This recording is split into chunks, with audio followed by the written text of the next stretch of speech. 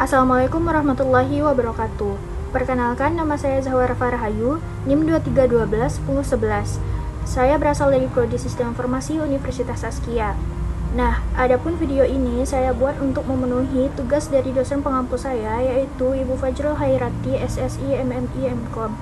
Pada kesempatan ini, saya akan menjelaskan sedikit tentang Haji Wada dan juga sikap para sahabat terhadap wafatnya Rasulullah SAW. Haji Wada Rasulullah. Nabi Muhammad SAW telah melaksanakan ibadah haji sebanyak 3 kali, yaitu Haji Balagh, Haji Islam, dan Haji Wada. Setiap haji tersebut memiliki keterkaitan dalam sejarah Islam, terutama Haji Wada. Haji Wada dapat diartikan sebagai haji terakhir yang dijalankan oleh Nabi Muhammad SAW. Haji Wada juga diartikan sebagai haji perpisahan yang dilaksanakan sebelum akhirnya Nabi Muhammad SAW wafat. Haji Wada sendiri dilaksanakan pada tahun ke-10 Hijriah. Jika diartikan secara bahasa, Wada merupakan kata yang berarti selamat tinggal, karena pelaksanaan haji tersebut merupakan pelaksanaan haji terakhir dengan Nabi Muhammad. Maka haji tersebut dinamakan sebagai Haji Wada atau haji perpisahan. Nabi Muhammad SAW melaksanakan Haji Wada pada tahun 10 Hijriah dan menyeru kepada semua orang untuk bergabung dengannya agar mengetahui tata cara ibadah Haji Wada yang benar. Sesuai petunjuknya, ditemani oleh istrinya dan putrinya Fatimah, ia berangkat dengan pengikutnya yang terdiri dari penduduk imigran Madinah, para sahabat dan suku-suku yang datang ke Madinah. Rasulullah menggunakan ihram, sebuah pakaian yang terdiri dari kain putih, tanpa jahitan yang dikenakan oleh para peziarah di Zulhulaifah. Ditambah para penduduk Mekah yang telah memeluk Islam setelah pertempuran Tampuk berakhir. Perjalanan Haji Wada Rasulullah. Kisah Haji Wada bermula ketika Nabi Muhammad SAW berangkat menunaikan ibadah haji bersama dengan istri-istrinya pada akhir tahun 10 Hijriah 25 Zulqa'dah. Beliau berangkat dari Madinah setelah menjalankan sholat zuhur. Keberangkatan beliau diikuti oleh 90.000 hingga 114.000 jemaah dengan penuh kegembiraan serta keikhlasan hati mereka berangkat menuju tanah suci. Ketika sampai di Zulhulaifah, tepatnya sebelum asar, Nabi dan juga seluruh kaum muslimin berhenti dan bermalam semalam 1 hari.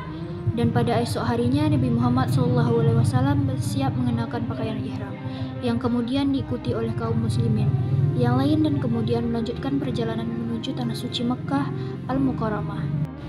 Setelah 8 hari perjalanan, Nabi Muhammad beserta para pengikutnya telah sampai di Masjidil Haram Mekah bersama para jamaah mulai melaksanakan ibadah haji. Rasulullah melaksanakan tawaf mengelilingi Ka'bah sebanyak beberapa kali dan sholat 2 rakaat di makam Ibrahim.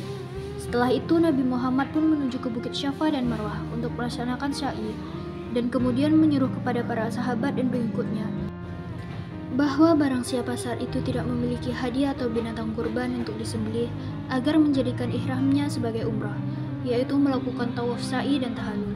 Namun jika membawa binatang kurban, maka tidak dianjurkan untuk bertahallul atau mencukur rambut hingga habis dan gundul. Kemudian, pada 8 Zulhijjah, Nabi Muhammad pun berangkat ke Mina dan bermalam di sana. Baru setelah matahari terbit, Nabi Muhammad beserta dengan rombongannya berangkat menuju Arafah pada tanggal 11 Zulhijjah. Rasulullah SAW pun menyampaikan khutbahnya. Saat itulah adalah proses pelaksanaan haji pertama sekaligus terakhir bagi Nabi Muhammad. Oleh sebab itu, haji ini pun disebut sebagai haji terakhir atau Haji Wada. Isyarat kepergian Rasulullah.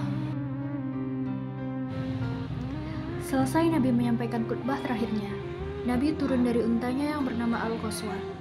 Nabi masih berada di tempat itu sampai waktu sholat zuhur dan asar, kemudian menaikkan kembali untanya.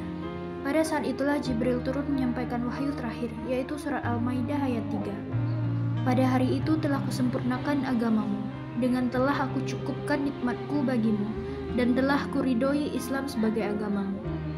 Yang kemudian Rasulullah juga menyampaikan hal tersebut kepada sahabat dan pengikutnya. Ketika mendengarnya, mereka pun gembira, namun tidak dengan Abu Bakar radhiyallahu anhu, yang justru tidak dapat menahan kesedihannya. Ia pun kembali ke rumah lalu mengunci pintu dan menangis sekuat-kuatnya. Kabar itu pun telah sampai kepada para sahabat yang lain. Maka berkumpul mereka di depan rumah Abu Bakar dan menanyakan perihal keadaan dan penyebab kesedihannya.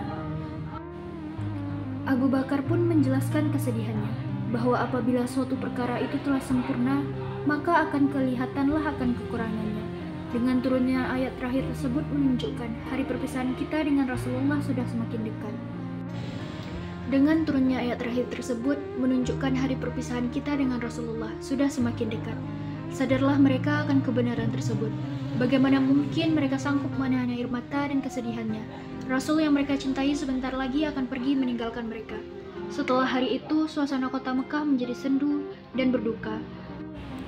Ali radhiyallahu anhu pun menanyakan hal ini kepada Rasulullah. Lalu Rasulullah berkata, "Semua yang dikatakan oleh Abu Bakar radhiyallahu anhu adalah benar, dan sesungguhnya waktu untuk aku meninggalkan kamu semua telah dekat." Dari kisah Haji Wada ini, Nabi Muhammad menyampaikan pesan-pesan penting, yaitu tentang kesempurnaan Islam, persatuan umat, dan keadilan sosial. Dalam khutbahnya, Nabi menegaskan bahwa agama Islam telah disempurnakan oleh Allah, menekankan persamaan derajat semua manusia tanpa membedakan ras, status sosial, serta pentingnya menjaga hak asasi manusia, termasuk darah, harta, dan kehormatan. Beliau juga mengingatkan umat untuk menjaga amanah, mematuhi syariat, dan hidup dalam ketakwaan.